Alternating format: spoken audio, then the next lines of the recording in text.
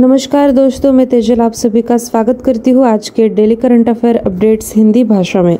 आज का पहला अपडेट है, मनस्विनी की संस्थापक मानसी गुलाटी ने अपनी पुस्तक मिरेकल्स ऑफ फेस योगा का विमोचन किया, जिसे भारत की राष्ट्रपति द्रौपदी मुर्मू ने लॉन्च किया। मानसी गुलाटी एक अंतर्राष्ट्रीय योगी, प्रसिद्ध लेखिका और विचारक नेता है, जिन्होंने योग प्रथाओं और दर्शन के बारे में हर संभव सीखने के लिए अपने प्रयासों को समर्पित किया। अपने सीखने के अनुभव के दौरान उन्होंने अपने ज्ञान और कौशल को पूर्ण करने के लिए कई स्रोतों की मदद ली।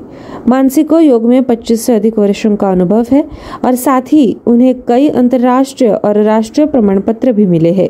अगला अपडेट है रैंक और रिपोर्ट का। महाराष्ट्र में नागपुर मेट्रो ने वर्धा रोड पर 3.14 किलोमीटर की सबसे लंबी डबल डेकर वायाडक्ट मेट्रो बनाकर Guinness book of world records में प्रवेश किया। महामेट्रो के एमडी ब्रुजेश दीक्षित ने महाराष्ट्र के नागपुर में मेट्रो भवन में एक कार्यक्रम में गिनीज वर्ल्ड रिकॉर्ड्स के न्यायाधीश और निर्णायक ऋषिनाथ से उपलब्धि के लिए प्रमाण पत्र प्राप्त किया। डबल डेकर वायाडक्ट को पहले ही एशिया बुक ऑफ रिकॉर्ड्स और इंडिया बुक ऑफ रिकॉर्ड्स द्वारा क्रमशः एशिया और भारत में सबसे लंबी संरचना के रूप में प्रमाणित किया जा चुका है। तीसरा अपडेट है समझौता का। भारत और जर्मनी ने एक व्यापक प्रवासन और गतिशीलता साझेदारी पर एक समझौता किया, जो दोनों देशों के नागरिकों को एक दूसरे के देश में अध्ययन, शोध और काम करने में मदद करेगा।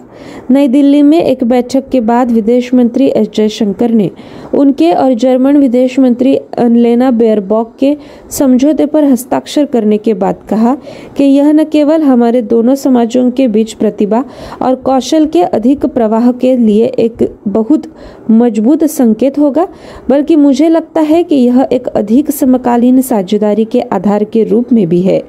अगला अपडेट है योजनाएं और समितियों का। राज्य के खेल और खिलाड़ियों को बढ़ावा देने के लिए उत्तर प्रदेश सरकार ने सरकार की बेहद सफल वन डिस्ट्रिक्ट वन प्रोडक्ट योजना की तर्ज पर one district one sport launch किया।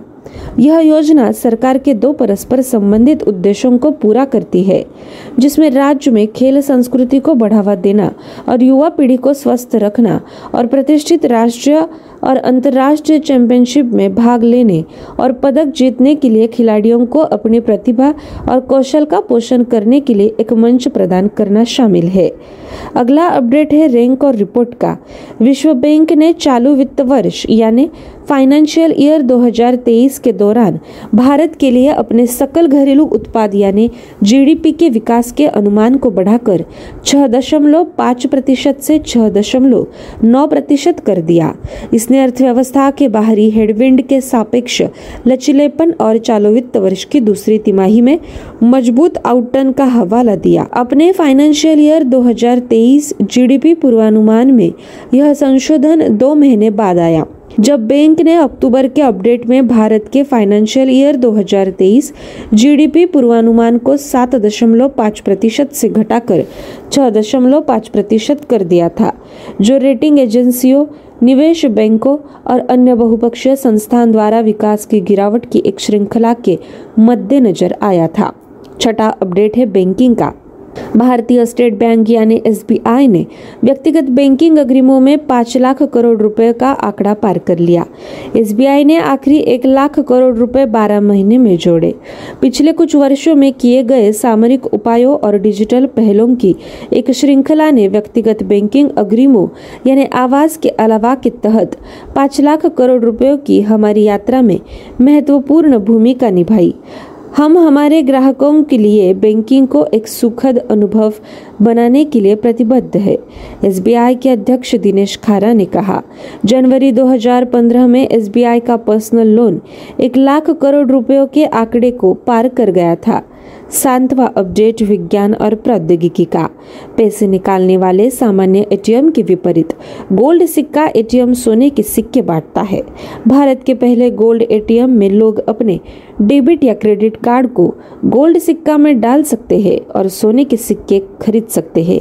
एटीएम की क्षमता 5 किलो सोना रखने की है। 0.5 ग्राम से लेकर 100 ग्राम तक सोने की मात्रा के लिए 8 विकल्प उपलब्ध है। गोल्ड सिक्का प्राइवेट लिमिटेड ने हैदराबाद स्थित startup company messrs open cube technologies private limited की तकनीकी समर्थन से अपना पहला गोल्ड एटीएम लॉन्च किया। यह भारत और दुनिया का पहला रियल टाइम गोल्ड एटीएम है। 8वां अपडेट है समझौता का। दूरसंचार प्रमुख एयरटेल ने घोषणा की है कि उसने भारत के डिजिटल पारिस्थितिकी तंत्र के विकास का समर्थन करने के लिए मेटा प्लेटफॉर्म यानी इंक मेटा के साथ सहयोग किया है। एयरटेल भारत में 2 अफ्रीका पल्स का विस्तार करने के लिए मेटा और STC के साथ साझेदारी करेगी। कंपनी ने कहा कि 2 अफ्रीका दुनिया का सबसे लंबा सबसे केबल सिस्टम है और उम्मीद है कि यह वैश्विक स्तर पर लगभग 3 बिलियन लोगों को तेज इंटरनेट कनेक्टिविटी प्रदान करेगा। दोनों कंपनियां मुंबई में एयरटेल के लैंडिंग स्टेशन तक केबल का विस्तार करेगी और इसके सबमरीन नेटवर्क पोर्टफोलियो को और मजबूत करने के लिए समर्पित क्षमता भी लेंगी। अगला अपडेट है रैंक और रिपोर्ट का। एक बार फिर से अदानी समूह की नवीकरणीय ऊर्जा शाखा अदानी ग्रीन एनर्जी लिमिटेड यानी AGEL ने कहा कि उसने राजस्थान के जैसलमेर में 450 मेगावाट की संयुक्त परिचालन उत्पादन क्षमता का तीसरा पवन सौर हाइब्रिड बिजली संयंत्र शुरू किया। इस प्रकार यह दुनिया का सबसे बड़ा पवन सौर संयंत्र हाइब्रिड पावर फार्म डेवलपर बन गया। एक रेगुलेटरी फाइलिंग में कंपनी ने कहा कि प्लांट का SECI यानी solar energy corporation of India के साथ 25 साल के लिए 2.67 रुपए यानी किलोवाट आवर पर पावर परचेज अग्रीमेंट PPA है। इस नए हाइब्रिड पावर प्लांट को अत्याधुनिक तकनीक से लागू किया गया है। अगला और आखिरी अपडेट है रक्षा वार्ता का। संगम अभ्यास का 7वां संस्करण भारतीय नौसेना मार्कोस और US नेवी सील्स के बीच एक संयुक्त नौसेना विशेष बल अभ्यास गोवा में 1 दिसंबर 2022 से शुरू हुआ।